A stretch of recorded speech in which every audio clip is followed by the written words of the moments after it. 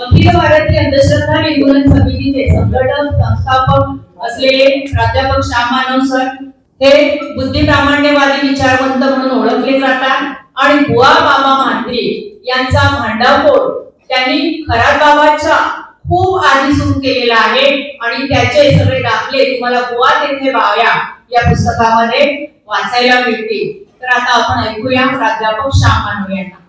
आजच्या कार्यक्रमाचे प्रमुख पाहुणे आमचे आदरणीय मित्र सुधाकरजी सुराटकर आणि या ठिकाणी उपस्थित असणाऱ्या स्त्री पुरुष नागरिकांना आणि सळसळत्या रक्ताच्या जिवंत हृदयाच्या शाबूत डोक्याच्या माझ्या तरुण मित्रांनो, बुवा तेथे बाया, खरात सारख्या बाबांना स्त्रिया का फसतात, या विषयावरच्या एका व्याख्यानाकरता आपण सगळे लोक एकत्र जमलो आहोत.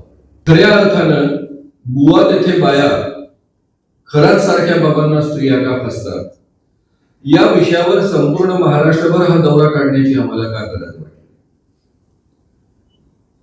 अतिशय उत्तम पद्धतीनं आपल्या संपूर्ण महाराष्ट्रातल्या मीडियानं घराघरामध्ये हे प्रकरण पोहोचवलं. मी गेले 44 वर्ष या क्षेत्रामध्ये काम करतो आहे आणि हे पहिलं प्रकरण आहे की ज्याच्यामध्ये ही बाजू आणि तीही बाजू असं न करता मीडियाने सरळ सरळ हे प्रकरण अतिशय व्यवस्थितरित्या लोकांच्या घराघरात पोहोचवलेलं आहे.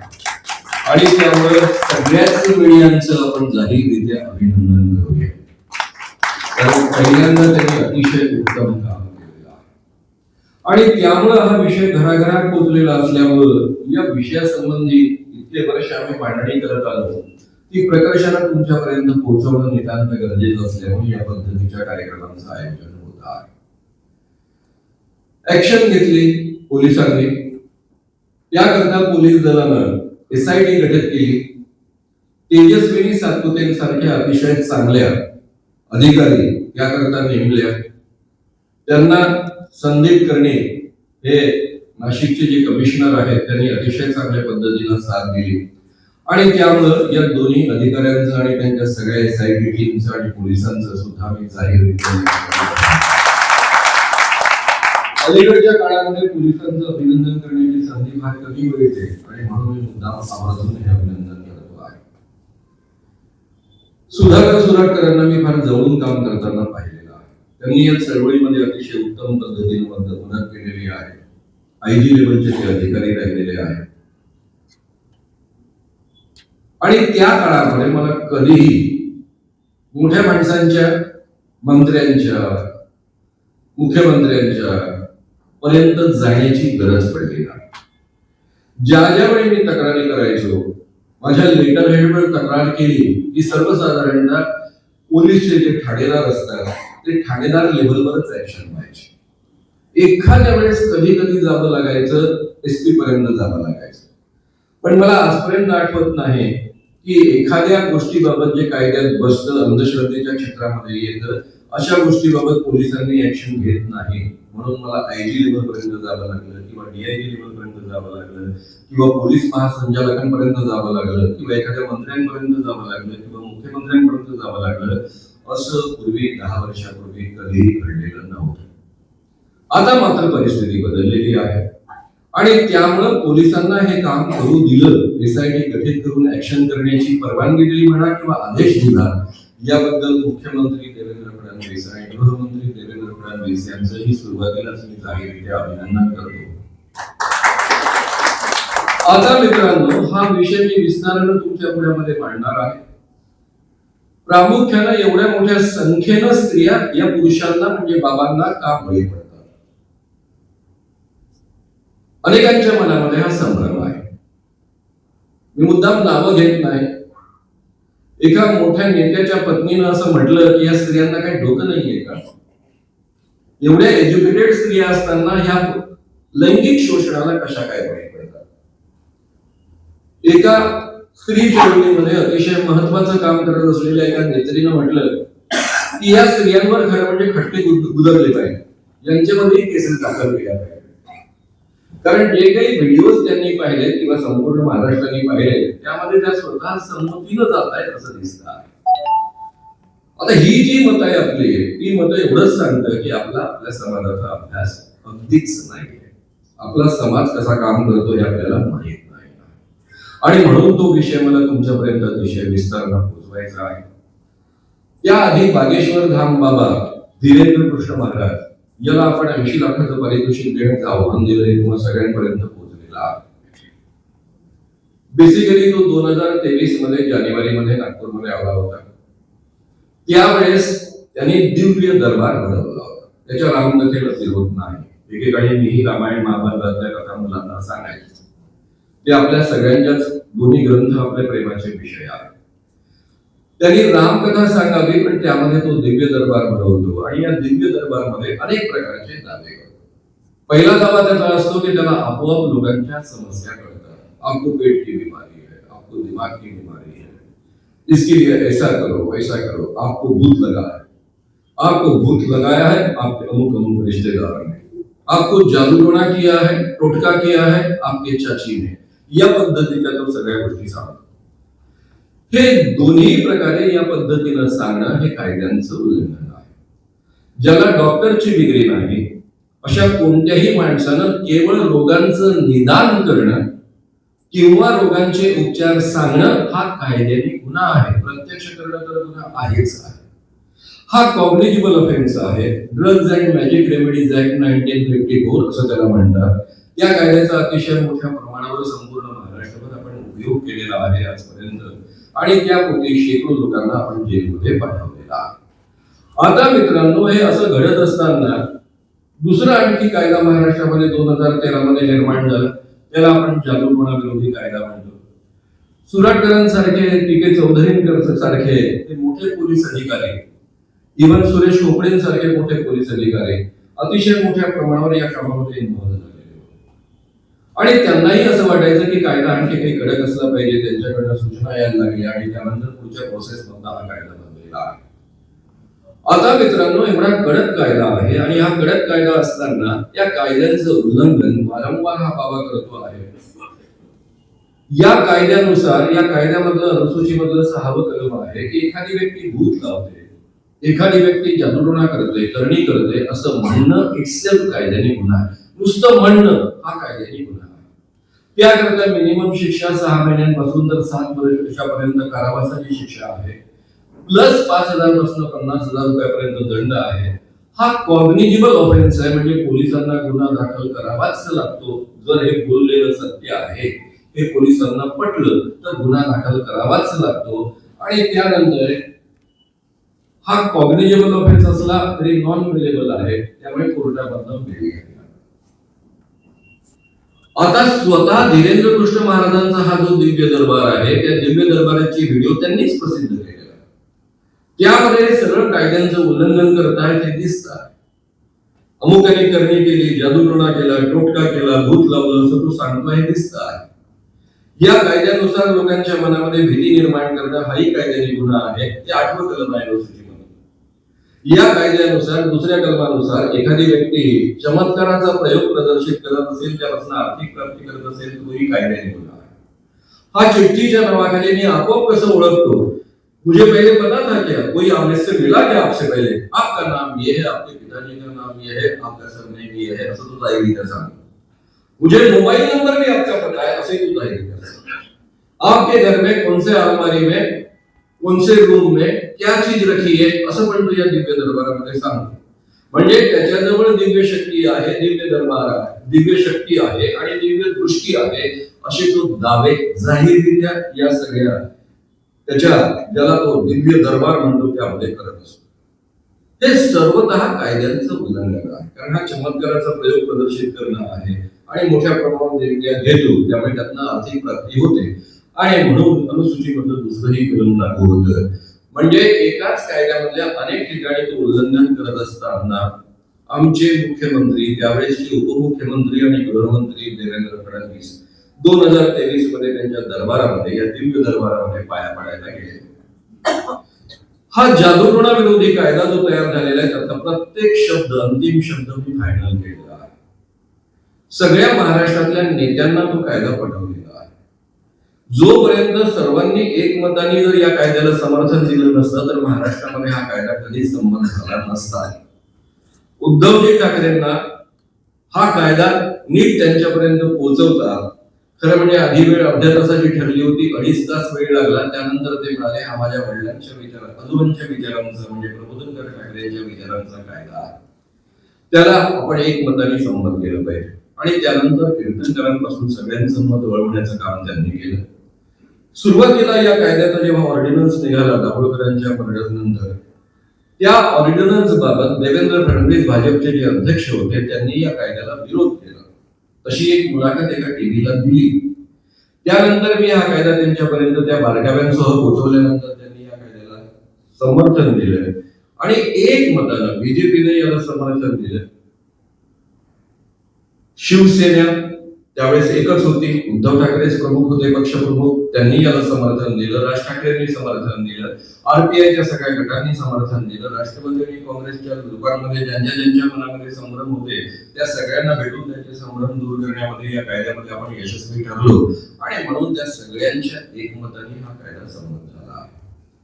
हा कायदा संमत झाल्यानंतर हा कायदा जरी अत्यंत महत्वाचा संमत झालेला असला तरी हा कायदा असा विचित्र आहे की जोपर्यंत तो लोकांपर्यंत नीटपणे पोहोचवला जात नाही, त्यांचं प्रबोधन केलं जात नाही आणि पोलिसांचंही प्रबोधन केलं जात नाही, तोपर्यंत हा कायदा उत्तम पद्धतीनं राबवला जाणार नाही. सुराटकर सारख्या अधिकाऱ्यांच्या मदतीने यापूर्वी आपण पोलिसांचं प्रबोधन करत आलो, दीर्घकाळापासून आपण करत आलो, त्या पद्धतीच्या कार्यशाळा आपण घेत आलो. त्यामुळे मला हे तीव्रतेनं माहित होतं की जेवढ्या अंधश्रद्धा सर्वसामान्य माणसांमध्ये असतात तेवढ्याच अंधश्रद्धा पोलीस खात्यामधल्या पोलिसांमध्ये सुद्धा असतात. आता साधी कल्पना करा तुम्ही, एक व्यक्ती धावत पडत येते पोलीस स्टेशन मध्ये आणि सांगते की माझा जीव वाचव. पोलीस तिला विचारतात की काय झालं बाई तुला? ते लोक मला मारायला येत आहेत. का तुला मारतायत? ते म्हणतायत मी जादूटोणा केला. आता पोलीस तिला संरक्षण देण्यासाठी त्या ठिकाणी बसलेले आहेत, तिला संरक्षण देत आहेत. आणि पण कोणी सांगितलं तुला जादूटोणा केला? ती अमुक अमुक गावातली देवी आहे, तिनं सांगितलं की मी जादूटोणा केला, मग लोक मला मारायला आले. मग कशाला तू जादूटोणा केला? जे पोलीस तिच्या संरक्षणाकरता त्या ठिकाणी बसलेले आहेत तेच विचारतायत तू जादूटोणा का केला? देवी काय खोटं बोलेल काय? जिच्या अंगात देवी आहे ते खोटं बोलेल काय? तिनं सांगितलं ते खरंच आहे. आता पोलीस खाते कसं संरक्षण देईल? म्हणजे त्यांच्याच मनामध्ये जर जादूटोणा असतो, खरा असतो आणि देवी सांगते ते खरं असतं असं जर असेल तर कशा पद्धतीनं ती संरक्षण देईल? आणि म्हणून संपूर्ण पोलीस डिपार्टमेंटचं सुद्धा ट्रेनिंग करणं आणि संपूर्ण जनतेचं ट्रेनिंग करणं हे नितांत गरजेचं होतं. त्याकरता जसा हा कायदा संमत झाला 13 डिसेंबर 2013 मध्ये, त्याच वेळेस आपण या कायद्याच्या अंमलबजावणी करता जादूटोणा विरोधी कायदा प्रचार प्रसार अंमलबजावणी समिती गठीत केली. त्या समितीचा मी सहअध्यक्ष आहे. सामाजिक न्याय मंत्री त्याचे अध्यक्ष असतात, राज्यमंत्री त्याचे उपाध्यक्ष आहेत, अनेक खात्यांचे सचिव त्याचे सदस्य आहेत आणि 2 ज्या अंधश्रद्धा निर्मूलन समित्या आहेत, श्याम मानवची आणि दाभोळकरांची, या दोन्ही समित्यांमध्ये काही मोजके सदस्य त्यामध्ये आहेत. या पद्धतीने ही कमिटी गठीत करण्यात आली होती आणि त्याच्या माध्यमातून पुढचं काम चालणार होतं आणि चालत. या कमिटीचा सहअध्यक्ष या नात्यानं मी स्वतः त्या लेटर हेडवर जादूटोणा विरोधी कायदा प्रचार प्रसार अंमलबजावणी समिती या लेटर हेडवर तक्रार दिली की या ठिकाणी या दरबारामध्ये या माणसाने उल्लंघन केलेलं आहे आणि पोलिसांनी ऍक्शन घ्यावी. मला माहित होतं की खालच्या दर्जामध्ये हे शक्य नाही, म्हणून मी त्यावेळेस नागपूरचे पोलीस कमिशनर अमितेश कुमार यांना स्वतः भेटलो. त्यांना दोन्ही कायद्यांच्या मी प्रती दिल्या. जादूटोणा विरोधी कायद्याची प्रत दिली आणि दुसरी drugs and magic remedies act 1954 याचीही प्रत दिली. दोन्ही प्रती देऊन मी त्यांना सांगितलं की इथे हे कायदा या ठिकाणी त्यांनी उल्लंघन केलेलं आहे, त्यामुळे कायदा लागू होतो. आपल्याला एफआयआर दाखल करायला पाहिजे, त्याला अटक करायला पाहिजे. 8 दिवसानंतर अमितेश कुमार IPS अधिकारी, नागपूर पोलीस कमिशनर, सध्या पुण्याचे पोलीस कमिशनर आहेत, त्यांनी सांगितलं की आम्ही पोलीस खात्याने याचा अभ्यास केला. अभ्यास केल्यानंतर आमच्या असं लक्षात आलं की या धीरेंद्र कृष्ण महाराजांनी बागेश्वर धामवाल्या बाबांना कोणत्याही कायद्याचं उल्लंघन केलेलं नाही. त्याला अंधश्रद्धा निर्मूलन कायदा लागू होत नाही. अंधश्रद्धा निर्मूलन कायदा नावाची गोष्ट या जगात कुठेच नाही. हा जादूटोणा विरोधी कायदा आहे. यामध्ये कुठेही अंधश्रद्धा निर्मूलन शब्दच नाहीये. आणि तरी IPS अधिकारी म्हणतात याला अंधश्रद्धा निर्मूलन कायदा लागू होत नाही. याचा अर्थ त्यांनी या कायद्याचा किती सुंदर अभ्यास केला हे आपल्या पहिल्यांदा लक्षात येईल. नंतर ते असं म्हणतात आणि दुसरा जो कायदा आहे ड्रग्ज अँड कॉस्मेटिक ऍक्ट तो पण याला लागू होतो. आता स्वतः सुरटकर IPS अधिकारी आहेत, राहिलेले आहेत, बुधवडे साहेब IPS अधिकारी आहेत. मला साधा प्रश्न असा आहे, एखाद्या IPS अधिकाऱ्याला drugs and magic remedies act आणि ड्रग्ज अँड कॉस्मेटिक ऍक्ट मधला फरक कळत नाही. एक कायदा जादुई उपचारांकरता आहे, डॉक्टरची डिग्री नसताना जे उपचार करतात त्यांच्याकरता आहे, त्याला म्हणतात drugs and magic remedies act. आणि जो दुसरा ऍक्ट आहे ड्रग्ज अँड कॉस्मेटिक ऍक्ट तो सौंदर्य प्रसाधनाकरता आहे. दोन्ही कायद्यांचा जवळ अर्थार्थी संबंध नाही. आणि एक IPS असणारे अधिकारी सांगतात आमच्या पोलीस खात्याने आणि आम्ही 8 दिवस गेले अभ्यास केला आणि ड्रग्ज अँड कॉस्मेटिक ऍक्ट लागू होत नाही. तेव्हा माझ्या मनात शंका आली की हे बहुधा प्रदीप मिश्रा नावाचा एक बाबा संपूर्ण महाराष्ट्रभरही हिंडत असतो. त्याला BJP वाले घेऊन गावोगाव हिंडत असतात. तो सगळ्यांना जाहीररित्या आवाहन करतो कि आपने, आपके बच्चे ने, आपके लड़के ने, आप जो स्कूल कॉलेज में पढ़ता है, स्कूल में पढ़ता है, उसने पढ़ाई की हो ना की, उसने एक ही काम करना है. शंकर भगवान की जो पिंडी होती है उस पिंडी को शहद लगाने, बेल को शहद लाना यानी बेल पत्ती को शहद लगाना और उसको चिपका देना. वो चिपकाने के बाद में परीक्षा में पास होता है. तो मला असा प्रश्न पडला की आपले अमितेश कुमार IPS असे तर नाही झाले. म्हणजे हा शंका यावी ना की ज्या माणसाला प्रत्यक्ष drugs and magic remedies act आणि कॉस्मेटिक ऍक्ट मध्ये फरक कळत नाही, की स्लीप ऑफ टंग नाही बसू शकत. कारण याच्याबद्दल इतके वर्ष बोलत त्याने आधी स्पष्टीकरण दिलं असतं की मला जरा चुकून झालं बा, असं कधी स्पष्टीकरण त्यांनी दिलेलं नाही. आणि एखाद्या IPS अधिकाऱ्याचं पोलिसांची पत्रकारांशी बोलताना या पद्धतीचं स्लीप ऑफ टंग होण्याची शक्यता नाही. मग आपण IPS तसे पास झाले म्हणू शकतो का? आपण म्हणू शकत नाही. आपल्याला जेवढी IPS ची माहिती आहे, UPSCच्या एक्झामची माहिती आहे, पण त्याचं एक मात्र उत्तर मिळतं की बॉसने सांगितलं ऍक्शन घ्यायची नाही म्हणून ऍक्शन घेतला गेला. ज्या ठिकाणी धीरेंद्र कृष्ण महाराजांच्या पायावर डोकं ठेवायला गृहमंत्री असतात, उपमुख्यमंत्री त्यावेळेस ते होते, तर काय विषाद आहे पोलीस कमिशनरनी त्यांच्यावर ऍक्शन घेण्याची. आणि म्हणून मी पुन्हा एक संधी देण्याचं ठरवलं. त्यांचं असं स्टेटमेंट आल्यानंतर मी पुन्हा प्रेस कॉन्फरन्स घेतली आणि जाहीर केलं की आता तरी देवेंद्र फडणवीसांनी ऍक्शन घ्यावी. कारण याचा अर्थ असा आहे की मलाच कायदा कळत नाही. कारण मी स्वतः कंप्लेंट लिहिलेली आहे माझ्या सहीने. संपूर्ण महाराष्ट्राभरातल्या 48 पोलीस ट्रेनिंग प्रोग्राम मी केलेले आहेत. 7-7 तासांचे पोलीस ट्रेनिंग प्रोग्राम झालेले आहेत. आणि देवेंद्र फडणवीस मुख्यमंत्री आणि गृहमंत्री असताना 2015 मध्ये आणि 14 मध्ये पोलीस ट्रेनिंग प्रोग्राम झालेले आहेत. याचा अर्थ मला काही कायद्यातलं कळत नाही आणि तरीही महाराष्ट्र शासनाच्या वतीनं 48 सगळ्या 36 जिल्ह्यांमध्ये पोलीस ट्रेनिंग प्रोग्राम्स करून घेण्यात आले. सगळ्या सरकारी अधिकाऱ्यांचं सुद्धा वेगवेगळ्या विभागातल्यांनी ट्रेनिंग केलं. त्यांना मी कायदा समजावून सांगितला, सगळ्या नेत्यांपर्यंत कायदा पोहोचवला. या माणसाने या कायद्याचा प्रत्येक शब्द फायनल केलेला आहे, त्याला कायदा कळत नाही. हा एक तर अर्थ होतो जो खरा नाही, असूच शकत नाही. आणि दुसरा अर्थ होतो की आता सरकार बदललेलं आहे, कायदे आम्हाला वाटेल तेव्हा वापरू, वाटेल तेव्हा वापरणार आणि म्हणून आम्ही आमच्या काही लोकांवर कायदे वापरणार. तुम्हाला काय करायचंय ते करा. या पद्धतीचं हे नवं सरकार, त्याचा नवा परिचय मला आला जो आतापर्यंत इतके वर्ष नव्हता.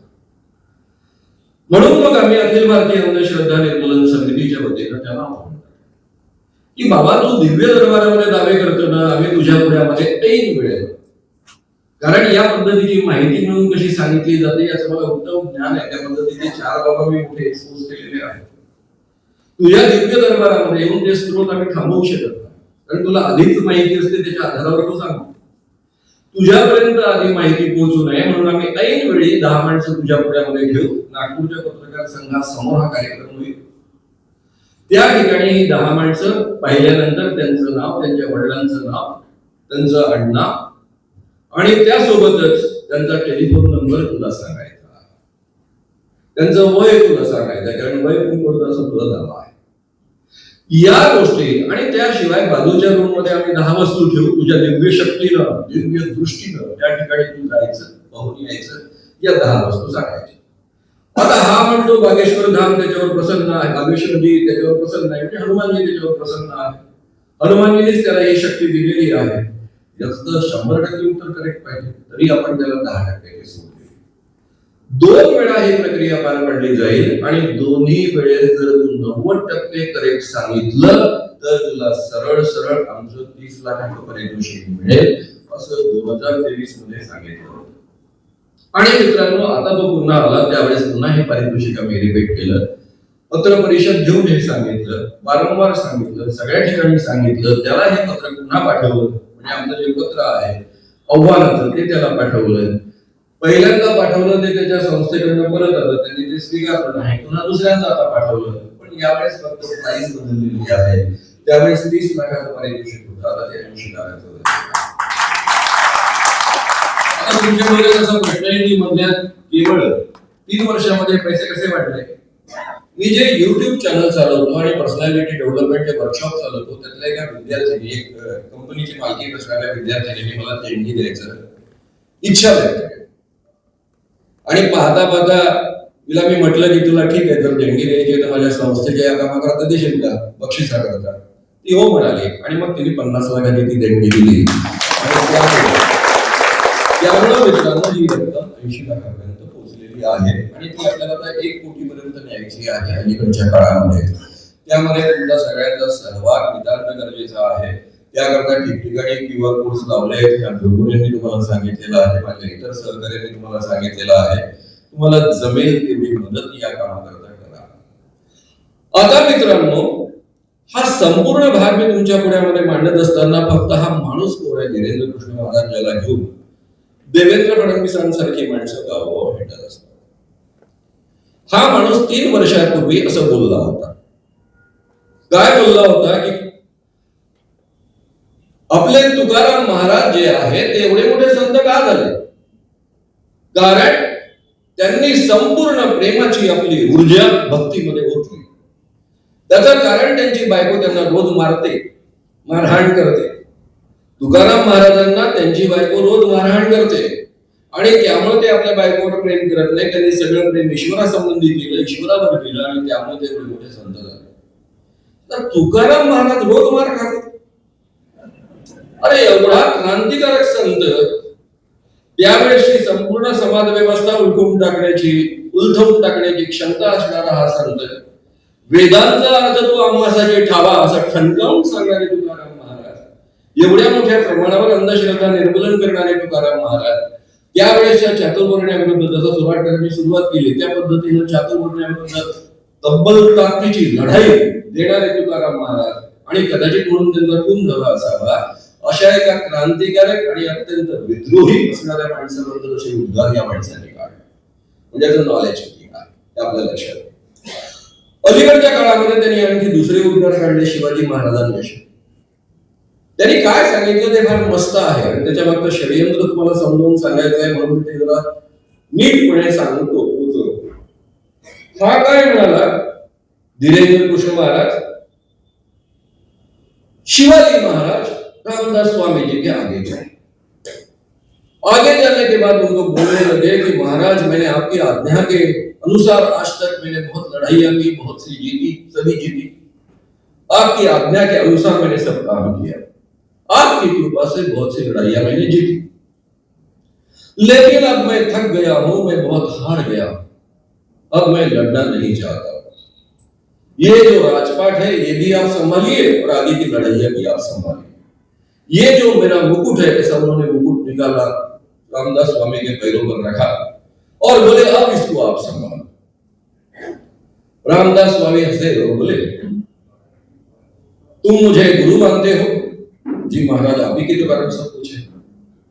शिवाजी म्हणताय का? जी महाराज आप ही के कारण तो सब कुछ है। तो मेरी तुमको आज्ञा है कि ये मुकुट फिर से धारण करो, राजपाट संभालो। आणि मग त्यांनी म्हणजे रामदास स्वामींनी शिवाजी महाराजांच्या डोक्यामध्ये पुन्हा मुकुट ठेवला, राजपाट त्यांना पुन्हा परत केलं आणि हे राजपाट तुम्ही सांभाळा, वाटल्यास माझ्या नावानं सांभाळा असं सांगितलं। काय आहे प्रकार? काय असं सांगितलं जातं? मी शेतकऱ्याचा मुलगा आहे, शेतकरी बिचारा सकाळपासून रात्रीपर्यंत राब धान्य उत्पादन करत, मग ते धान्य खळ्यामध्ये तयार होतं. जेव्हा धान्याची रास पडलेली असते तेव्हा एक भटजी बुवा येतात, पूजा करतात आणि सांगतात, देवाच्या कृपेनं हे सगळं तुला प्राप्त झालेलं आहे. आणि एक धान्य घेऊन जातात. त्याच्याही डोक्यात येतं शेतकऱ्याच्या की बापा यावर्षी चांगलं पीक झालं देवाच्या कृपेनं, त्याच्या मेहनतीनं नाही झालं, निसर्ग व्यवस्थितरित्या वागला त्यावेळेस म्हणून नाही झालं, देवाच्या कृपेनं झालं. आणि देवाच्या कृपेनं नव्हे, देवाची कृपा पण मिळवून देतो भटजी, कारण त्यांनी पेरणीच्या आधी पूजा केली होती, त्यावेळेस मिळवून दिली होती ती कृपा. आणि म्हणून हे जे तत्वज्ञान आहे ते तत्वज्ञान प्रतिष्ठित करण्यासाठी हा धीरेंद्र कृष्ण महाराज सांगतो कि शिवाजी महाराज जो कुछ भी है वो केवळ रामदास स्वामी के कारण है. आणि रामदास स्वामींचा आणि शिवाजींचा काय संबंध? शिवाजी महाराजांची आणि रामदास स्वामींची आयुष्यात कधी भेटच झाली. ज्या माणसाची कधी भेट झालेली नाही, ज्याला कधी गुरु मानलेला नाही, त्याला गुरु म्हणून लोकांनी बसवायचं, कारण त्याच्याशिवाय तुमचं काही उद्धार होऊ शकत नाही असं लोकांपर्यंत पोहोचवायचं. त्या ठिकाणी RSS चे प्रमुख भागवत, माझे मित्र, कॉलेज जीवनापासून असलेले चांगले मित्र नितीन गडकरी केंद्रीय मंत्री आणि देवेंद्र फडणवीस महाराष्ट्राचे मुख्यमंत्री उपस्थित होते. या तिघांपैकी एकही जण उठला नाही आणि म्हणाला नाही की तुम्ही शिवाजींबद्दल असं बोलू नका किंवा शिवाजी महाराजांविषयी जी काय आख्यायिका ऐकलेली ती करेक्ट नाही असं ते बोलले नाही. म्हणजे याचा अर्थ त्यांनाही ते हवं आहे असा आपल्याला अर्थ काढावा लागेल. मित्रांनो, त्यानंतर हा माणूस काय म्हणतो, याचा अतिशय चांगला एक व्हिडिओ उपलब्ध आहे, त्याच्याबद्दल मी थोड्या वेळात सांगतो. त्याच्या आधी सांगतो कि हर व्यक्ति ने 4 बच्चे पैदा करने चाहिए और एक बच्चा RSS को दान देना चाहिए. काही लोगों ने त्याला विचारलं की आप कैसे करोगे 4 बच्चे पैदा, आप ही करेंगे क्या? नहीं, बोले ब्राह्मण 4 बच्चे पैदा नहीं कर सकता, क्योंकि जब वो पूजा करता है तो 12 घंटे तक स्त्री को छू नहीं सकता और इसलिए उसको 4 बच्चे कभी हो नहीं सकते. काय अगाध ज्ञान आहे. उरलेल्या 12 घंट्यात पाहिजे तेवढे मूल पैदा करतात, तेवढं सुद्धा अक्कल नाही आहे, कळत नाही. असं अगाध ज्ञान असणारा हा माणूस, ज्याला सेक्सचं ज्ञान नाही, स्त्री पुरुषाच्या संबंधाचं ज्ञान नाही, कसलं ज्ञान नाही, तो सगळ्या जगाचं ज्ञान आपल्या पुढ्यात पांघरत असतो. याचा एक अतिशय चांगला वेगळा, त्याच्या पायावर एका दलित माणसाने डोकं ठेवलं. त्याचाच भक्त पडतो. हा म्हणणारे छुओ मत, दूर रहो, हम ब्राह्मण है, तुम अछूत हो, हमें छुओ मत. हा 3 वर्षापूर्वीचा व्हिडिओ आहे, मी लोकांपर्यंत पोहोचवला मोठ्या प्रमाणात. आणि अलीकडच्या काळामध्ये आमचे एक अत्यंत आवडते CJ आहे, नाव त्यांचं भूषण गवई, आपल्या बायका पोरांसोबत त्यांच्या पायावर डोकं ठेवायला गेले. ते जेव्हा दृश्य मी पाहिलं आणि ऐकलं तेव्हा माझी पहिली स्वाभाविक प्रतिक्रिया तोंडातून निघाली. कारण भूषण गवई हे केवळ CJ नाही, ते बौद्ध समाजातले पहिले CJ आहे. एवढंच नव्हे तर अलीकडच्या काळामध्ये मी त्यांची 3 भाषणं ऐकली लागोपाठ, आणि या 3 भाषणांमध्ये ते आंबेडकरांचा उल्लेख करतात. आणि एका भाषणामध्ये ते म्हणाले, आंबेडकरी विचारांनी माझं परिपोषण झालेलं आहे, म्हणजे आंबेडकरांच्या विचारांचं मी दूध प्यायलेलो आहे. जेव्हा ही प्रतिक्रिया मी ऐकली तेव्हा माझी स्वाभाविक प्रतिक्रिया अशी होती, जेव्हा मी सगळं पाहिलं आणि पत्रकारांनी विचारलं, मी एवढंच म्हणालो की स्वतः भूषण गवई यांनी यापुढे आंबेडकरांचं नाव घेऊ नये, कारण त्यांनी आंबेडकरांचं नाव घेण्याचा अधिकार गमावलेला आहे. जो आंबेडकरी विचाराने प्रेरित असतो तो अशा एखाद्या बोंधू बाबाच्या पायावर डोकं ठेवूच कसा शकतो, जो असे चमत्कार करतो, लोकांच्या मनातला आपोआप ओळखतो. आणि छुओ मत, हम ब्राह्मण आहे, आणि हे जाऊन छुतात त्याला, पायावर डोकं ठेवतात, अशा माणसाकडे जातात. आणि म्हणून मी ही प्रतिक्रिया व्यक्त केली. ही प्रतिक्रिया व्यक्त केल्यानंतर फडणवीस असं म्हणाले, महाराष्ट्राचे मुख्यमंत्री देवेंद्र फडणवीस, कोण श्याम मानव? श्याम मानवांना कोणी हा अधिकार दिला? अलीकडच्या काळामध्ये त्यांना कोणी विचारत नाही आणि म्हणून प्रसिद्धीसाठी ते सगळं बोलतात. मला फक्त उत्तर एकच द्यायचं, देवेंद्र फडणवीस, तुम्ही 70 सालचे आहात, म्हणजे 70 साली तुमचा जन्म झालेला आहे.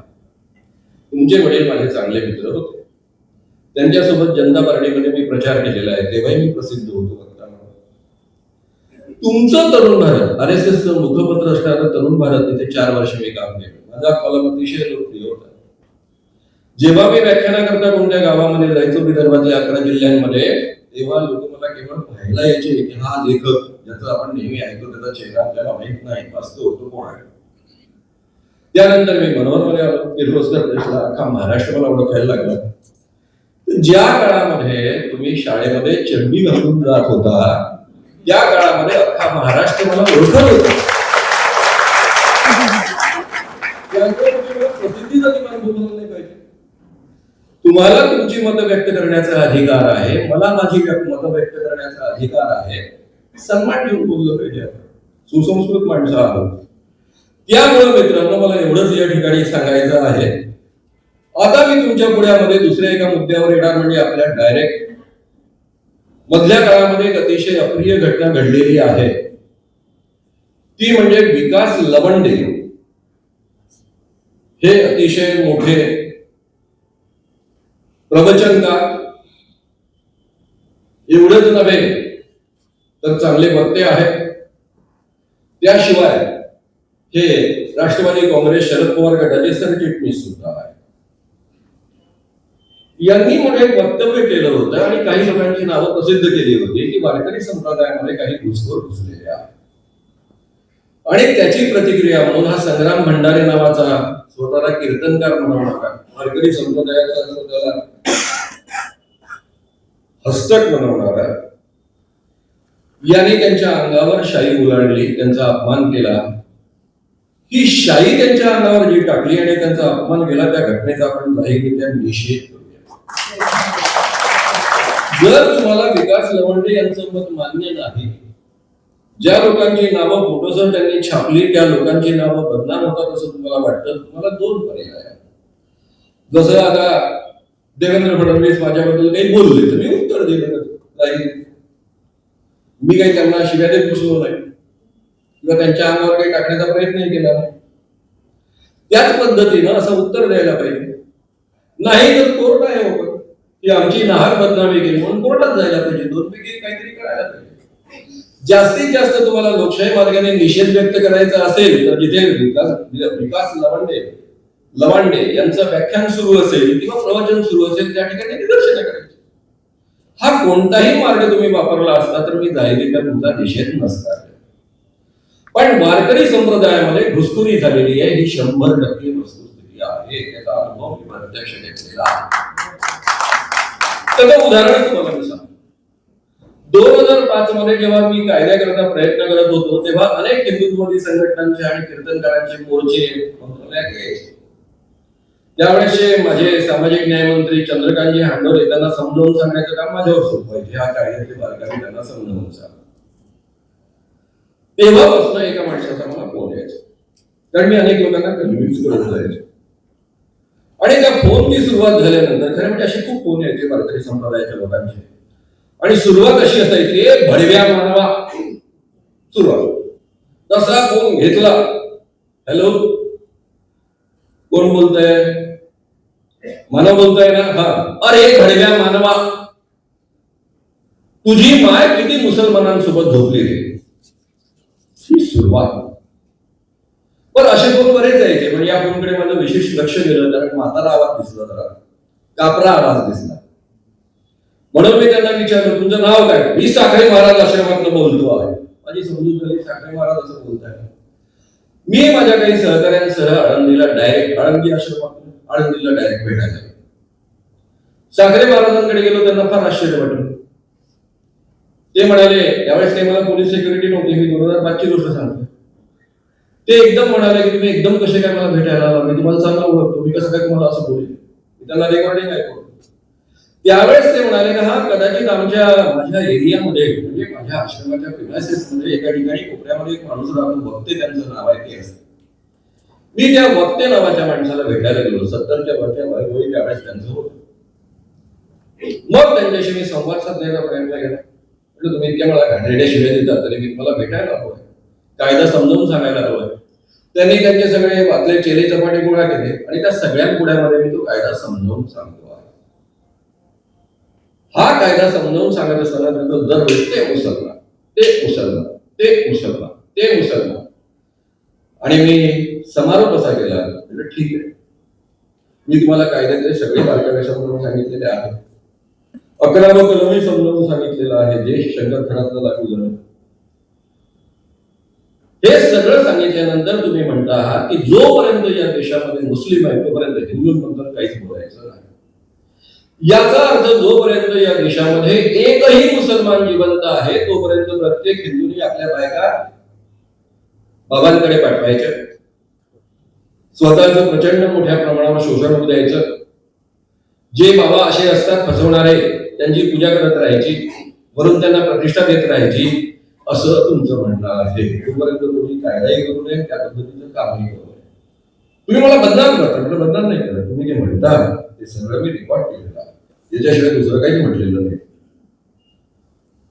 इतके द्वेषानं पेटलेले, मी स्वतः वारकरी संप्रदायातल्या घरात आहे. माझ्या घरात माझे वडील, माझी आत्या, त्यांची बहीण, त्यांची आत्या, वडिलांची आत्या, हे सगळे वारकरी संप्रदायाचे वारकरी आहेत. माझे काका, माझी आत्या दरवर्षी पंढरपूरला जायचे. वडील रोज घरामध्ये ज्ञानेश्वरी आणि तुकारामाची गाथा वाचायचे, त्याचं सुंदर निरूपण करायचे, तेही अधूनमधून वारीला जायचे. तर वारकरी संप्रदायाचं वातावरण मी घरापासून अनुभवलेलं आहे. आणि वारकरी संप्रदायामध्ये असले दुष्ट मनोवृत्तीची माणसं घुसली, जे सारखा मुस्लिमांचा द्वेष करतात, रात्रंदिवस मुस्लिमांना पाण्यामध्ये पाहतात आणि ब्राह्मणी श्रेष्ठत्व पुन्हा एस्टॅब्लिश करण्याचा प्रयत्न करतात. संपूर्ण वारकरी संप्रदायाची क्रांतीच याच्या भरोशावर निर्माण झालेली आहे की माणूस समान असतो. सुरुवात केली, माणूस समान असतो, सगळी माणसं देवाची लेकरं आहेत आणि सगळी समान आहेत, सगळ्यांना समान प्रतिष्ठा असली पाहिजे आणि म्हणून सगळ्यांना देवपूजेचा आणि देवप्राप्तीचा अधिकार असला पाहिजे. याकरता वारकरी संप्रदायाची संपूर्ण चळवळ ज्ञानेश्वर नामदेवांपासून सुरू झालेली चळवळ आहे. या चळवळीनं या देशामध्ये जो ब्राह्मणी श्रेष्ठत्वाचा अहंकार होता आणि त्यावर तो मुद्दा संपूर्ण सामाजिक बनलेला होता आणि सर्वसामान्य माणसांना अत्यंत गुलामीसारखं जीवन जगावं लागत होतं, त्याच्या विरुद्धचं हे म्हणणं होतं, उघड म्हणणं होतं. अंधश्रद्धांविरुद्ध त्यांनी लढाई केली. त्या वारकरी संप्रदायामध्ये असली माणसं घुसलेली आहे आणि म्हणून हे घुसखोर बद्दल जे बोलले विकास लवांडे ते खरं बोलले, खोटं बोललेले नाही, हेही मला तुमच्यापर्यंत पोहोचवायचं आहे. फरक असलाच तर त्यांनी प्रसिद्ध केलेल्या नावांबद्दल थोडी चर्चा असू शकते, हे तसेच आहेत की नाही, पण हा अनुभव तर मी स्वतःही घेतलेला आहे. आता मित्रांनो, आपण अशोक खरात या प्रकरणाकडे येऊया. अशोक खरात नावाचं हे प्रकरण प्रचंड मोठ्या प्रमाणावर गाजलं. त्याला सगळे लोक भोंदू बाबा म्हणतात. अजूनही टीव्हीवरच्या बातम्यांमध्ये आणि वृत्तपत्रातल्या बातम्यांमध्ये भोंदू बाबा शब्द वापरला जातो. हा शब्द बाकीचे लोक वापरतात म्हणून मी मला भोंदू धीरेंद्र कृष्ण महाराज म्हणाला. तुम्हाला कळावं यात, पण माझं प्रचंड ऑब्जेक्शन आहे, कोणताही बाबा भोंदू नसतो आणि अशोक खरात भोंदू नाहीच काय. तो फक्त बाबा आहे, तो फक्त बुवा आहे.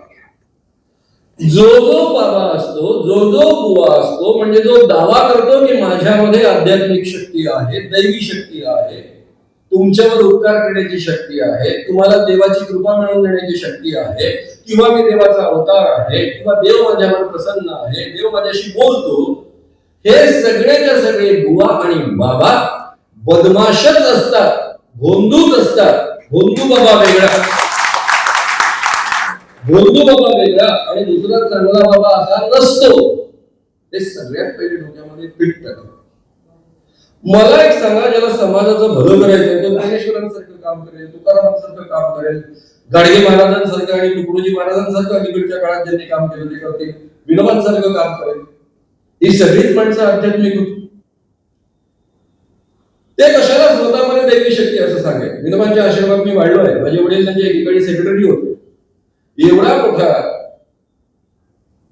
योगी माणूस, पण कधीही त्यांनी चमत्कारांचा उल्लेख पण केला. उलट असं स्तूप मारणाऱ्या लोकांना ते जवळ सुद्धा पडू देत नसत. जे लोक त्यांच्यामध्ये दैवी शक्ती आहे असा आभास निर्माण करतात, जे लोक त्यांच्यावर देव विशेष प्रसन्न आहे असा आभास निर्माण करतात, ते दादांत खोटे बोलत असतात. हे सगळ्यात पहिले आपण समजून. ज्यांच्या जीवनाची सुरुवात खोटं बोलण्यापासून होते ते लोकांना फसवण्याशिवाय दुसरं काय.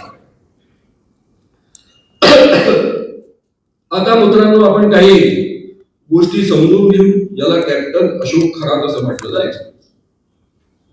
सुरुवातीची जी माहिती आहे, त्यांनी BSc झाला, त्यानंतर मर्चंट नेव्ही मध्ये दाखल झाला आणि संपूर्ण जगभर त्यांनी अतिशय चांगला प्रवास केला. त्यानंतर तो कॉस्मॉलॉजिस्ट बनला, न्यूमरोलॉजिस्ट बसला, ज्योतिषी बनला. या पद्धतीची माहिती आपल्याला सुरुवातीला मिळाली. हा कॅप्टन खरात कोण आहे? हा कळहंदवाणी नावाच्या एका गावचा मुलगा आहे. सिन्नर तालुक्यामधलं नाशिक जिल्ह्यामधलं एक छोटस गाव. या गावामध्ये तो राहत असताना 20 वर्षाचा असताना पळून गेला, कारण तो मॅट्रिक फेल झाला होता. मॅट्रिक मध्ये त्याला गणितामध्ये 28 मार्क्स होते, 35 मिळाले नाही म्हणून नापास झाला. आणि याचा दावा असा आहे की तो न्यूमेरोलॉजिस्ट आहे, म्हणजे अंक भविष्य सांगणारा भविष्यवेत्ता आहे. अर्थात अंक भविष्य सांगणाऱ्या लोकांना अक्कल लागते आणि गणित या भागात मुली.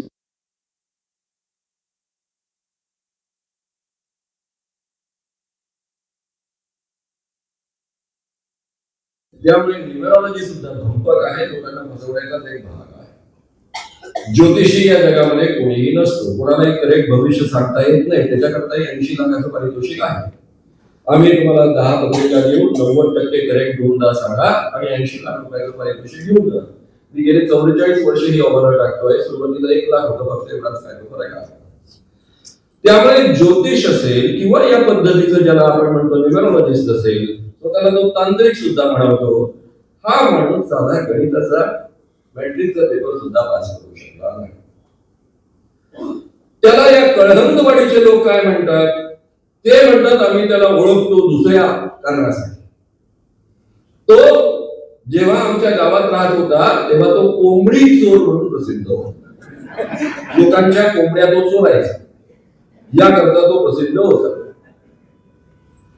या माणसाची काही कामं कशी, लोकांचे, राजकीय पुढाऱ्यांचे, अनेकांचे पैसे ब्लॅक मनीचे वापरायचे, त्याचा उपयोग करून द्यायचा, त्याचा कदाचित वाईट करायचा. त्यांनी अनेक क्रेडिट सोसायटी निर्माण केल्या, त्यामध्ये 1500 कोटीची उलाढाल झाली असावी अशी कल्पना आहे. त्यामध्ये 131 खाती ही बनावट खाती आहे असंही म्हणणं आहे पोलीस खात्याचं. आणि त्यामध्ये अधिकाऱ्यांचे आणि पुढाऱ्यांचे पैसे सांभाळण्याचं तो काम करायचा.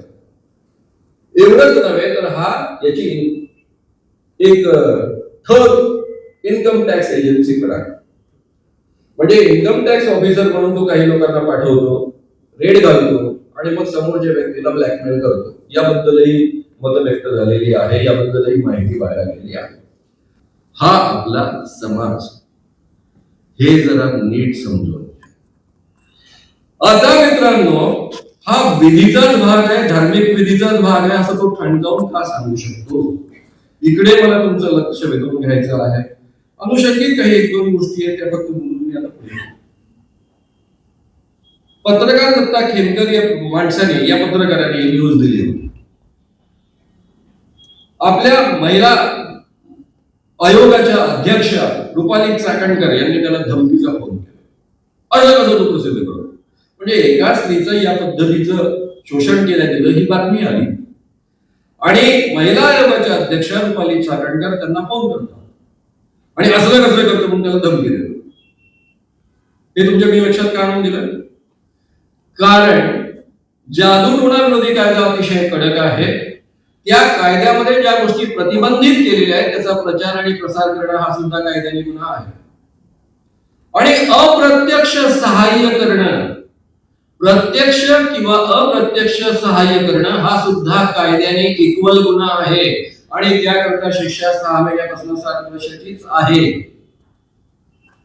एवढा कडक तो कायदा आहे. या कायद्यामधलं 10वं कलम आहे, 11वं अ कलम आहे, म्हणजे जे अनुसूचीमधलं आहे.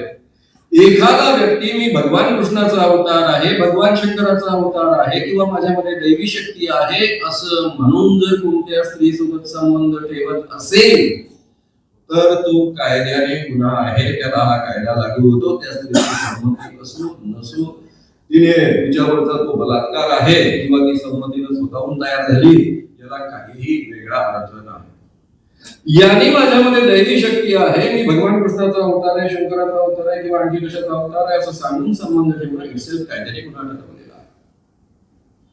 यातला दुसरा पार्ट आहे 11 मधला, की एखादी व्यक्ती दैवी शक्तीनं मूल होईल असं सांगून सायद्रिक संबंध जर प्रस्थापित करत असेल तर तोही कायद्याने गुन्हा.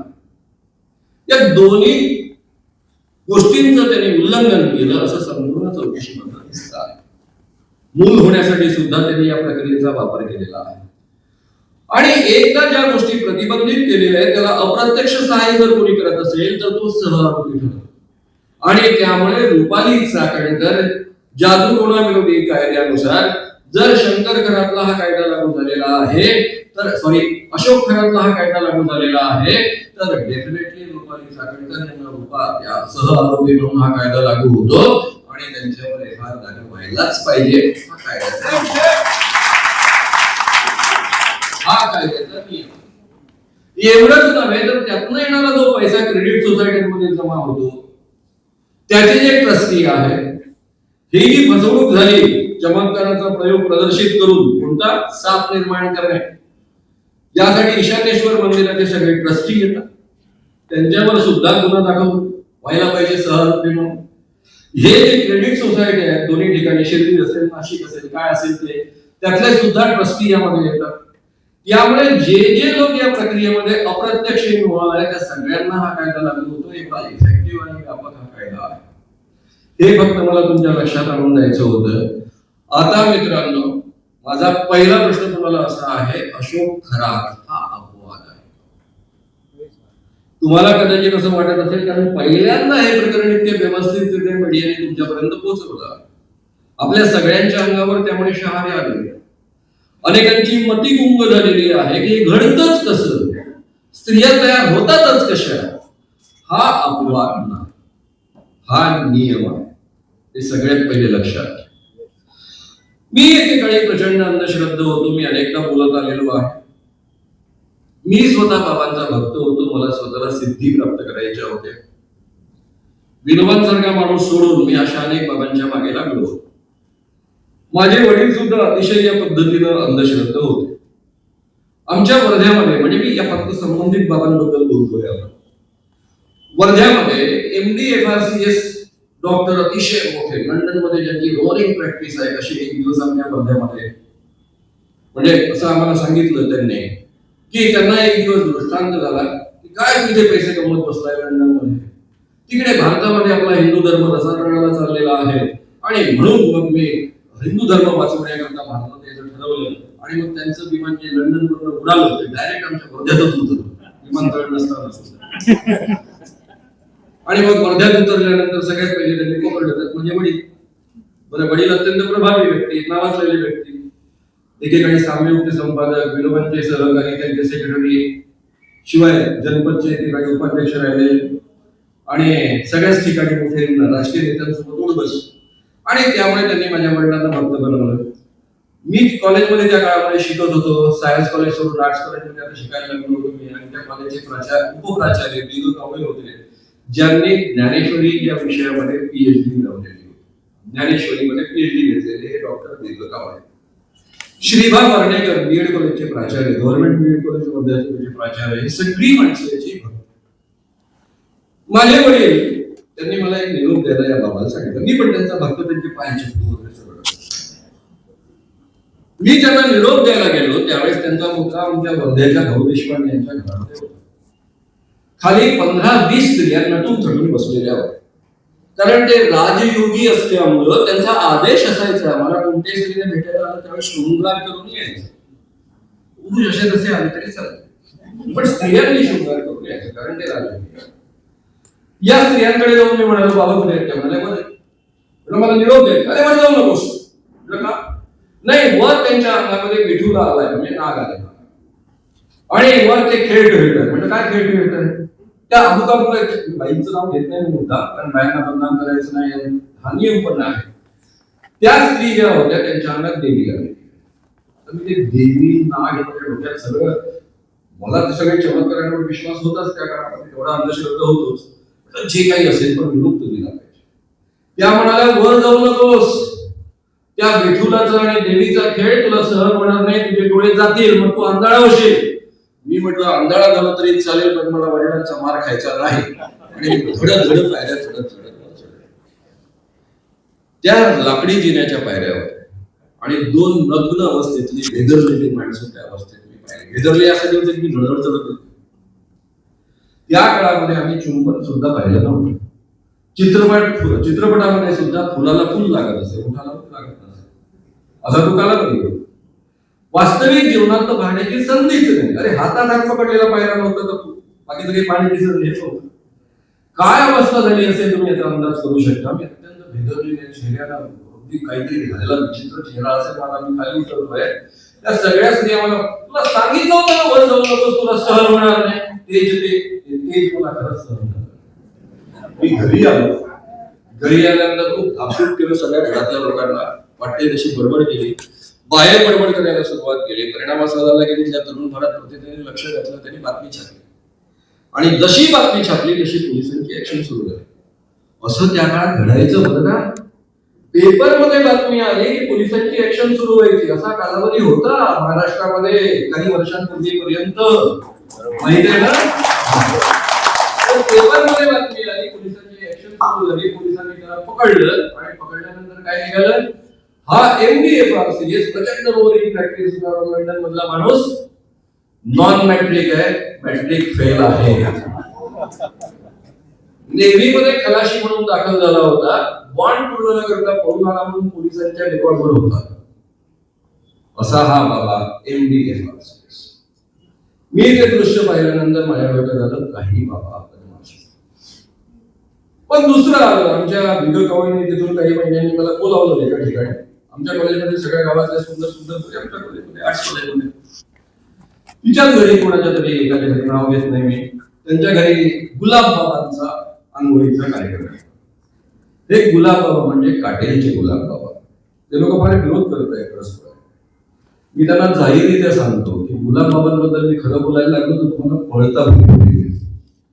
कृपया त्यांची खरी माहिती काढा आणि मग माझ्याशी भांडणार आहे. गुलाब बाबांची ती आंघोळ सुरू होती. आम्हा पुरुषांना आतमध्ये प्रवेश नव्हता, फक्त भिगल कवळींना आतमध्ये प्रवेश मिळाला होता. आणि आमच्या कॉलेजमधल्या सगळ्या मुलींच्या अंगावर तो पाणी उडवत होता आणि छातीवर पाणी उडवत होता. त्यामुळे माझ्या डोक्यात आला तोही भगवान कृष्णाचा अवतार. त्याच्या अंगात त्यावेळेस कृष्ण आलेला होता आणि सगळे त्याला आंघोळ घालत होते. माझ्या डोक्यात मुद्दा आला की हा बाबा वेगळा आहे, चांगला नाही, छातीवर पाणी उडवतो, मुद्दा मुलं करतो, असं डोक्यात आलं. पण बाकी बाबा चांगले असतात. पुढे मग मी जयपर्यटनांच्या संघटनेमध्ये खूप ऍक्टिव्ह झालो. महाराष्ट्राची जबाबदारी माझ्याकडे आली. देशभर हिंडायला लागलो. इथून या सगळे मुद्दे संपर्क केले. पुढे प्राध्यापक झालो. तरुण भारताचा मोठा पत्रकार झालो. त्यानंतर मी किर्लोस्कर प्रेसला 1980 साली नोकरीला लागलो. मला मुकुंदराव किर्लोस्करांनी किर्लोस्कर प्रेसचे 60 वर्षाचे अंक वाचून त्याचा एक विशेषांक तयार करायची जबाबदारी सोपवली आणि तिथे मी आचार्य यात्र्यांचा एक लेख वाचला. तो लेख होता केडगावकर महाराजांवरचा. नारायणगाव, जुन्नरच्या जवळचं नारायणगाव, हे नारायणगाव पुणे जिल्ह्यातलं, तिथे हे महाराज होते आणि त्यांचं जे वर्णन अत्र्यांनी लिहून ठेवलं त्यांच्या भाषेत मी सांगू शकत नाही. या ठिकाणी स्त्रिया सुद्धा आहे आणि म्हणून मी तुम्हाला कळेल फक्त एवढं सांग. त्यांनी लिहून ठेवलं की हा महाराज राजयोगी होता. दिवसातनं 2दा त्याचा सत्संग चालत असे आणि दोन्ही वेळी 15-20 स्त्रिया, 7-8 स्त्रिया आतमध्ये जात असत. त्याच्या अंगावरचे कपडे काढायच्या, स्वतःच्या अंगावरचे कपडे काढायच्या, आपल्या छातीला तेल लावायच्या आणि त्या तेलाची मालिश करायच्या. आणि मालिश करता करता एखादी स्त्री आवडली तिचा तो भोग घेत असे आणि बाकीच्या स्त्रिया सगळ्या वाट पाहत असे की आपला भोग केव्हा घेतला. हे सगळं वर्णन आचार्य अत्र्यांनी आपल्या शैलीदार भाषेमध्ये लिहून ठेवलेलं आहे. अंगावर असे शहारे म्हणजे वाचताना. आणि शेवटचा पॅरेग्राफ माझ्यासाठी अत्यंत महत्वाचा असला तुम्हाला मी सांगतो. आणि ते लिहितात की केडगावकर महाराज हा अपवाद नाही, हे सगळे महाराज हेच धंदे करत असतात. मी वर्षानुवर्ष हे पाहत आलेलो आहे.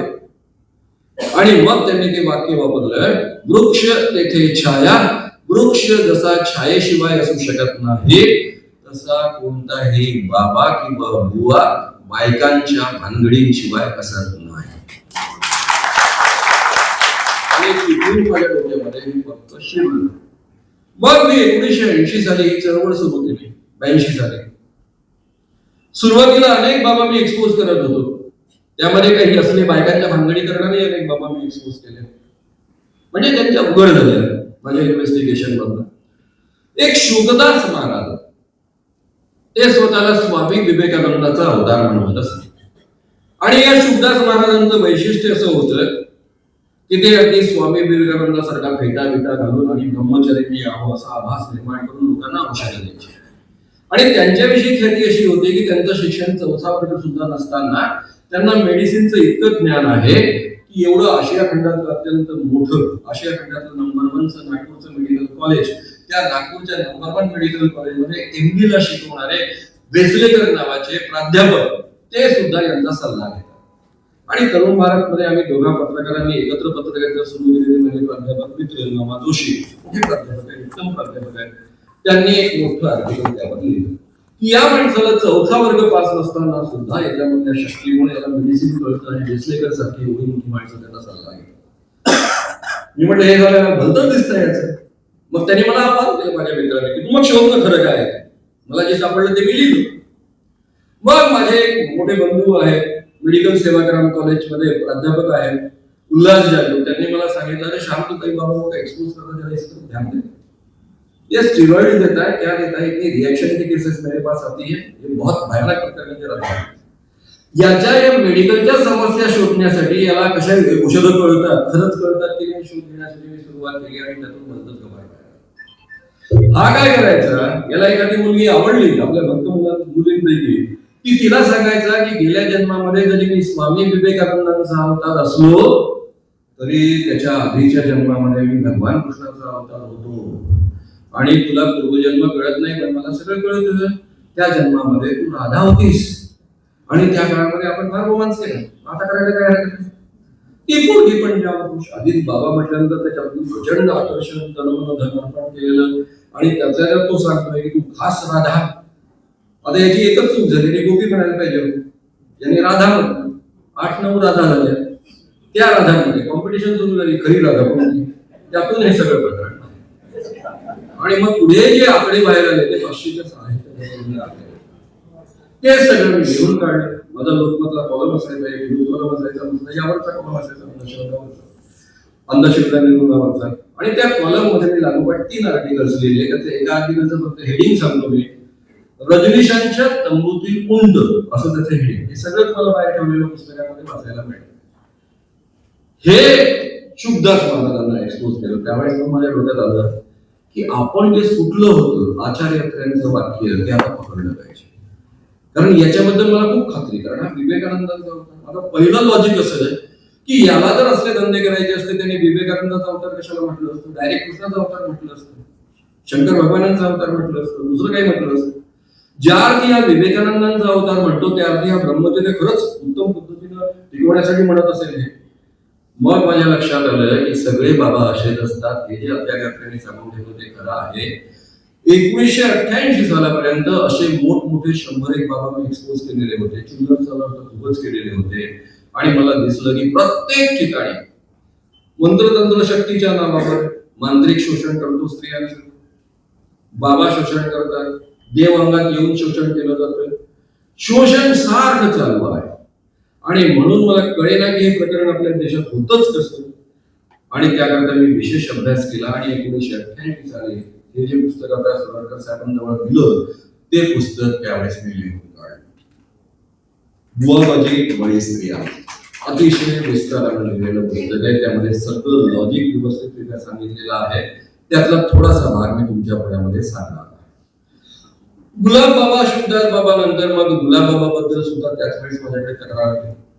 एक मुलगा आला, तो मला सांगायला लागला की सर तुम्ही आता यांना एक्सपोज केलं, त्यांना एक्सपोज केलं, शुभदासला एक्सपोज केलं, तुम्ही गुलाब बाबाला का नाही एक्सपोज केलं? माहिती आहे मला गुलाब बाबा चांगला नाही घेतो, बायकांच्या आगावर गाडी उडवतो. सर तसं नाहीये, तो माझ्या बहिणीला आई बनवतो. तर तुझ्या बहिणीचं वय काय? 22 वर्ष, मुलगा 18 वर्षाचा. अरे म्हटलं काय झालं मग? 22 वर्षाचा एखादा माणूस जरी 55-60 वर्षाचा असेल, तो जर आपल्या एखाद्या मुलीला लहान वयाच्या आई म्हणत असेल तर चांगली गोष्ट आहे ना. असं कसं तुम्हाला कळत नाही की 15-16 वर्षाची असल्यापासून तिला आई बनवतो. आई बनवतो तर बिघडलं काय? मग त्याच्या लक्षात आलं, चिडून गेला तो. 18 वर्षाचा मुलाला धडक कसं सांगावं कळेना. त्यांनी लहानपणापासून ते सगळं पाहिलेलं होतं. तो म्हणाला, कसं तुम्हाला कळत नाही? तो माझ्या बहिणीला आई बनवतो. आई मूल जसं आईचं दूध पितं तसा तो तिचं दूध पितो. तेव्हा डोक्यामध्ये प्रकाश पडला की हा काय प्रकार करतो. आणि तिथून मी गुलाबबाबाकडे लक्ष द्यायला सुरुवात केली. त्याचे वाभाडे काढायला सुरुवात केली, भाषणामध्ये बोलायला सुरुवात केली. त्याच्या आधी चमत्काराबद्दल आव्हान द्यायचोच त्यांना, कारण त्यांचा जाहीररित्या दावा होता की ते हवेत हात फिरवतात, खडीसाखर निर्माण करतात, हवेत हात फिरवतात, गलबतपूर निर्माण करतात. त्यांच्या गाडीमध्ये ते कधीच पेट्रोल पंपावर जाऊन डिझेल टाकत नाही. ज्यावेळेस पेट्रोल संपलं त्यावेळेस सांगतात की जा रे विहिरीतलं पाणी घेऊन ये, आणि मग विहिरीतलं पाणी आलं की बोटवर बुडवतात, आणि बोट बुडवलं विहिरीच्या पाण्याचं रूपांतर म्हणजे त्या पाण्याचं रूपांतर बादलीभर पाण्याचं रूपांतर डिझेलमध्ये होतं. आणि मग त्यांच्या गाडीत टाकली की गाडी घुडघुड चालायला लागली.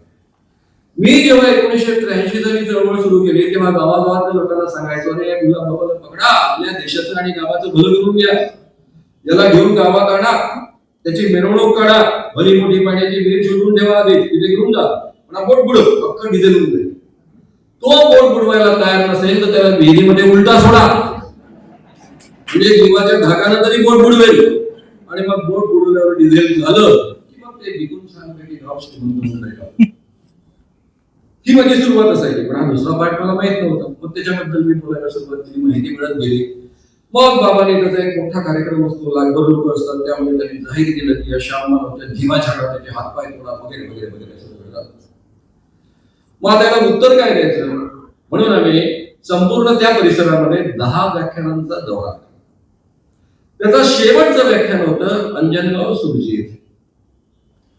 तोपर्यंत वातावरण अतिशय तापलेलं होतं, प्रचंड तापलेलं होतं. आणि त्या समारोपाच्या व्याख्यानाच्या वेळेस आमच्या अध्यक्षांपासून सगळे लोक पळून गेले होते, कारण इतक्या धमक्या आलेल्या होत्या.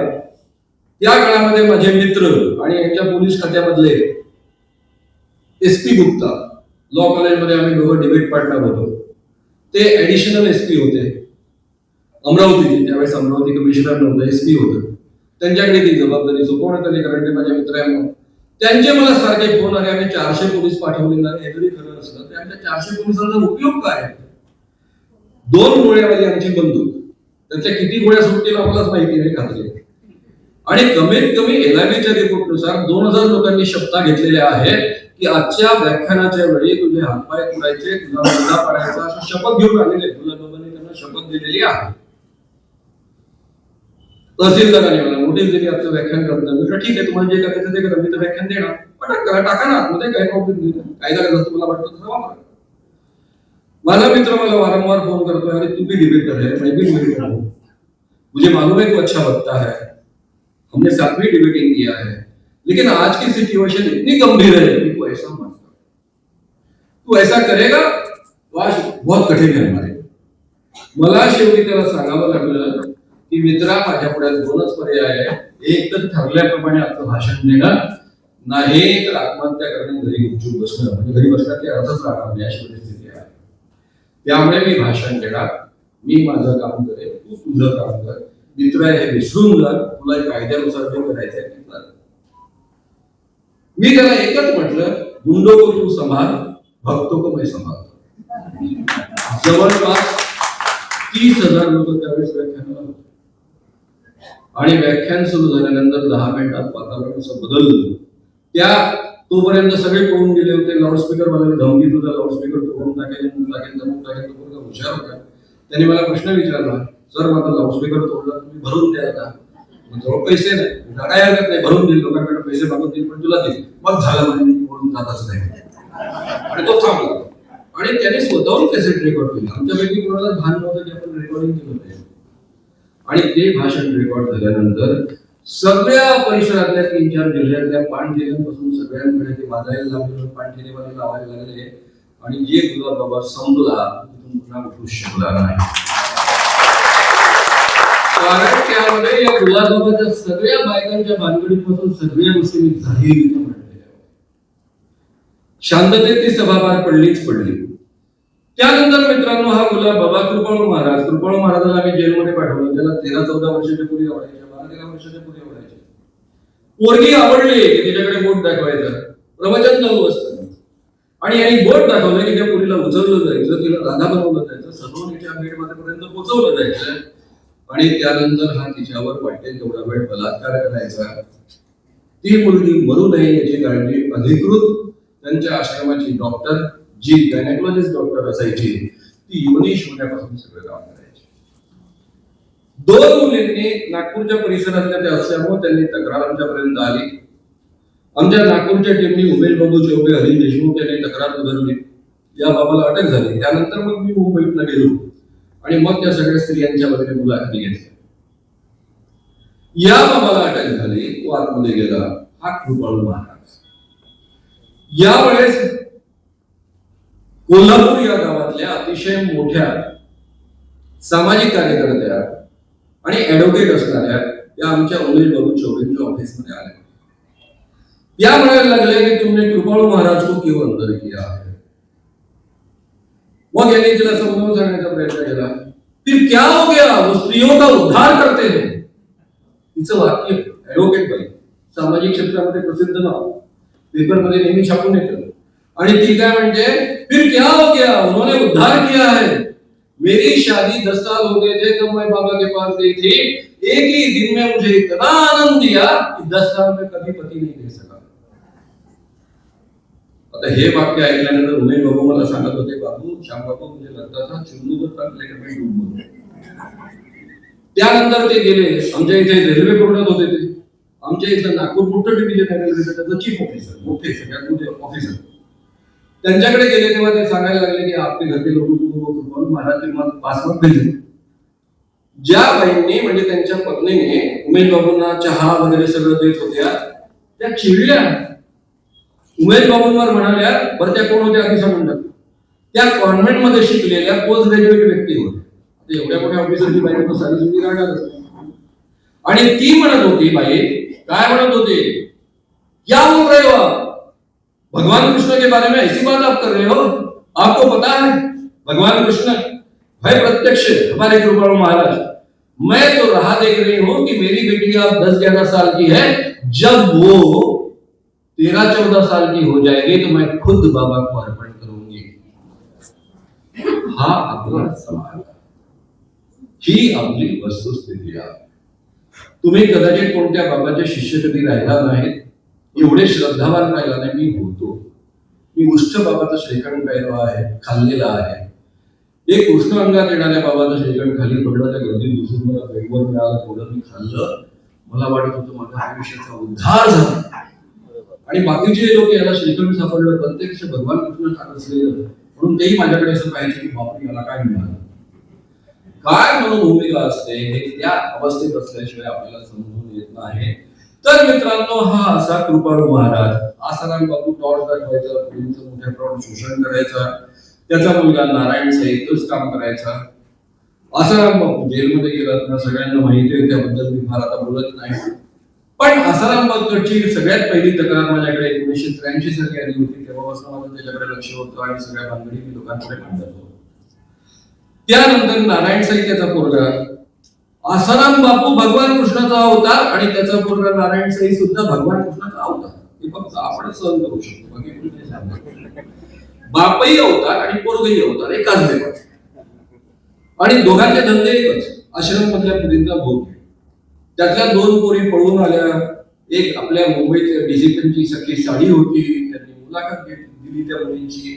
कारण अहमदाबाद मध्ये FIR दाखल झाला नाही शेवटपर्यंत. ते IPS अधिकारी असून सुद्धा काही करू शकले नाही, कारण त्यावेळेस 0 FIR ची पद्धती नव्हती.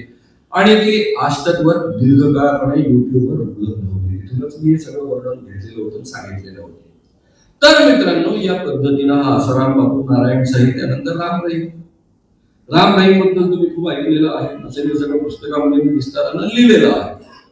हा राम रहीम याची पहिली केस जी गाजली प्रचंड, ज्याच्यामुळे तो एक्सपोज झाला, ती म्हणजे एका मुलीनं अटल बिहारी वाजपेयी पंतप्रधान यांना पत्र लिहिलं. त्याची दखल पंतप्रधान कार्यालयानं घेतली आणि पोलीस चौकशी सुरू झाली. त्या पत्राचा फक्त मजकूर तुम्हाला सांगतो आहे. मजकूर काय आहे? ही मुलगी म्हणते, बाबाने मुझे एक दिन बुलाया. ती सी ग्रेडची साध्वीमध्ये A grade, B grade, C grade असे ग्रेड्स. तिला बोलावलं आणि बाबांनी सांगितलं की आज तुम्ही माफी दिली असं तिला बाकी साध्वीने सांगितलं होतं की बाबा मुझे आज माफी देने वाले हैं. माफी देणे इथे शुद्धीकरण. माफी काय द्यायची, कारण बाबा सांगायचा की आपको स्त्रियों का जन्म मिला है क्योंकि आपने गए जन्म में बहुत पाप किए, आज तक के जीवन में भी पाप किए, मैं आपको माफी दूंगा और जब मैं माफी दूंगा सब आपके पाप धुल जाएंगे. आलं लक्षात. आणि या अवस्थेमध्ये हा बाबा माफी देणार. त्या बिचारीला माफीचा अर्थ तोपर्यंत माहित नव्हता. बाबाकडे ती पोचली झाली तळघरामध्ये बाबा मस्त बसलेला एक अश्लील व्हिडिओ पाहत बसलेला होता आणि बाजूलाच पिस्तूल ठेवलेली होती. आणि बाबा आल्या आल्या तिला म्हणाला, तुम मुझे गुरु मानते हो? हाँ जी मैं आपको गुरु मानता हूं. तुमने गुरु को तन मन धन अर्पण किया है? जी हाँ गुरु को तन मन धन अर्पण किया है. तो तुम्हारा तन मेरे मालकियत का है, आज मैं उसको भोगना चाहता हूं. बात खत्म.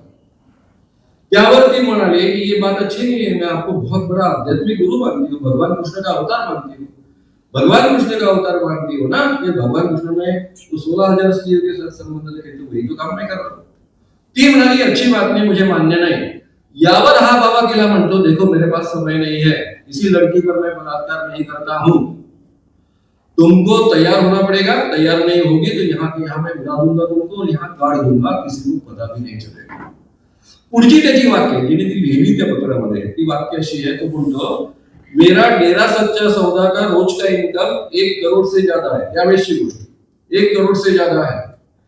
राजस्थान का, पंजाब का, हरियाणा का मुख्यमंत्री मेरा चेला है. कई आईपीएस आईएएस अधिकारी मेरे चेले हैं, बड़े बड़े अफसर. मेरा कुछ बिगड़ेगा नहीं, तुम्हाला पता भी नहीं चलेगा. आपला जीव वाचवण्याकरता आणि आपल्या आई वडिलांचं पुढचं करिअर वाचवण्याकरता, आणि त्यांनी सांगितलं तुझ्या आई वडिलांनाही मारून टाकले. त्यामुळे ती पोरगी तयार झाली. पुढे तिचं 3 वर्ष शोषण होत राहिलं आणि मग ते पत्र ती पाठवू शकली अटल बिहारींपर्यंत. त्यानंतर ते पत्र जेव्हा मिळालं तेव्हा चौकशी सुरू झाली. 2 साध्वी मुली तयार झाल्या कंप्लेंट करायला आणि एका पत्रकाराला तरी खून केला होता. या 2 कारणांसाठी त्याला पुढे पुढचं सगळं प्रकरण झालेलं आहे. तर हा राम रहीम काय करतो, माफी देतो. हे शोषण केवळ हिंदू कल्चरमध्येच चालत असं नाही, मुस्लिम धर्मामध्ये सुद्धा चालतं. मी मुस्लिम धर्मामधले अनेक मांत्रिक या पद्धतीचं शोषण करणारे त्यांना एक्सपोज केलेलं आहे. माझ्या पुस्तकामध्ये ती उदाहरण तुम्हाला वाचायला मिळेल. त्या काळामध्ये या संबंधीचा कायदा नव्हता म्हणून फार काही करता यायचं नाही, पण जेवढं करता यायचं तेवढं आम्ही केलं. खास करून हलाला नावाचं जे प्रकरण आहे मौलवींचं, ते फार भयानक आहे. हे हलाला काय आहे, कधी कधी नवरा दारू पितो, बायकोला तलाक तलाक तलाक म्हणून मग दारू उतरल्यावर त्याच्या लक्षात येतं की आपलं चुकलं, पण तोपर्यंत बायकोचा तलाक झालेला असतो. मुस्लिम कायद्यानुसार त्याला पुन्हा आपल्या बायकोला घरात येता येत नाही. त्यासाठी त्या मुलीनं दुसऱ्या पुरुषाशी लग्न करावं लागतं. मग त्या दुसऱ्या पुरुषाने तलाक दिल्यानंतर ही पहिल्या पुरुषाकडे परत येऊ शकते. या मधल्या प्रोसेसला म्हणतात हलाला. तर हे कॉन्ट्रॅक्ट देतात हलालाचा मौलवी. आज तक मी त्यांच्या मुलाखती घेतल्या होत्या, त्या अशी बेशरमपणे बोलत होते. एक मौलवी म्हणत होता कि हमने 4-5 लाख रुपए दिए तो क्या गलत किया? आप समझो बात को, ये औरत और किसी से शादी करती है तो वो उसको एक दिन में छोड़ता क्या? वो उसको पूरा निचोड़ लेता, कई महीनों तक रखता, शायद साल तक रखता, उसके बाद में अपने पति को वापस देता तलाक देकर. क्योंकि जब तक वो तलाक नहीं देगा तब तक वो उस स्त्री को अपने पति के पास वापस नहीं आ सकती. हम कितना आसान करते हैं, एक रात के लिए बुलाते हैं, फिर उसके साथ संबंध रखते हैं, फिर उसको तलाक दे देते, शादी भी हम करवाते, वही खर्चा वही केवल भी पड़ जाता है. फिर पति के साथ की भी शादी हम ही कर देते, सब 5 लाख रुपए में हो जाता है. ये धार्मिक काम हम करते हैं, लोगों पर उपकार का काम हम करते हैं. म्हणजे 5 लाख रुपये घ्यायचे, त्या स्त्रीचा भोग घ्यायचा आणि तिला पुन्हा नवऱ्याकडे परत पाठवायची लग्न करून. हा हलाला प्रकार. मी इंग्रजी साहित्याचा विद्यार्थी आहे. ख्रिश्चन नन्सचं प्रचंड शोषण होतं, या पद्धतीची मी माहिती माझ्या अभ्यासक्रमामध्ये कुठे वाचली आणि त्यानंतर संपूर्ण या लिटरेचरचा शोध घेऊन मी त्याची संपूर्ण माहिती काढली. 15व्या शतकापासून 18व्या 20व्या शतकापर्यंत हे प्रकार खूप मोठ्या प्रमाणात चालायचे. अगदी 19व्या शतकामध्ये चालायचे. या ख्रिश्चन साध्वी व्हॅटिकन सिटीचा जो पोप असतो तो कॅथोलिक पंथ आहे. या कॅथॉलिक पंथामध्ये साध्वींना म्हणजे स्त्रियांना ज्या अर्पण करतात स्वतःला धर्माकरता आणि पुरुष पाद्री यांना लग्न करण्याचा अधिकार नाही. आता अलीकडच्या काळामध्ये पाद्र्यांना दिलेला आहे. या ज्या साध्वी स्त्रिया असतात त्या तिथे राहतात, नन्स जिथे राहतात त्याला म्हणतात कॉन्व्हेंट. या कॉन्व्हेंटच्या मध्यभागी एक भली मोठी विहीर असते, ती नेहमी बंद असते. या स्त्रियांचं अतिशय वाईट पद्धतीने शोषण केलं जातं. पाद्री लोक करतात, धर्मोपदेशक करतात आणि गावातले जे मोठे लोक देणग्या देतात त्यांच्याकडे पुढे पण या मुलींना पाठवलं जायचं. त्या काळामध्ये कुटुंब नियोजनाची साधनं नसल्यामुळं या मुली प्रेग्नंट राहायच्या आणि यातली जी मुलगी प्रेग्नंट राहायची तिला हेड नर्स विहिरीमध्ये घालून द्यायची. सोबत अगदी व्यवस्थित. हा प्रकार इतक्या मोठ्या प्रमाणावर युरोपियन लेखकांनी लिहून ठेवलेला आहे, ते पाहिल्यानंतर आपल्या अंगावर शहारे येतात. म्हणजे केवळ इथेच चालत असं नाही, धर्माच्या नावावर शोषण इकडेही चालत. राम रहीम तुम्हाला उत्तम पद्धतीने समजून घ्यायचं असेल तर मी तुम्हाला सगळ्यांना आग्रह करेन, ज्यांनी ज्यांनी आश्रम सिरियल पाहिलेली नसेल OTT वरची त्यांनी अवश्य पाहावी. OTT वरती अख्खी आश्रम सिरियल ही संपूर्ण राम रहीम सारख्या बाबांवरची आहे, मेजॉरिटी याच्यावरची आहे. MX वर आहे. त्यानंतर दुसरं अत्यंत महत्वाचं मी तुम्हाला सांगेन, आता मी तुम्हाला जे सांगितलं त्यातला आणखी एक सुंदरदास महाराज सांगितलाच पाहिजे, त्याशिवाय तुम्हाला तीव्रता लक्षात नाही येणार. याला मी नागपूरमध्ये भरवलं, पळवलं. याचं तत्वज्ञान काय होतं? हा रामच नाही पंथाचा संपूर्ण भारतातला प्रमुख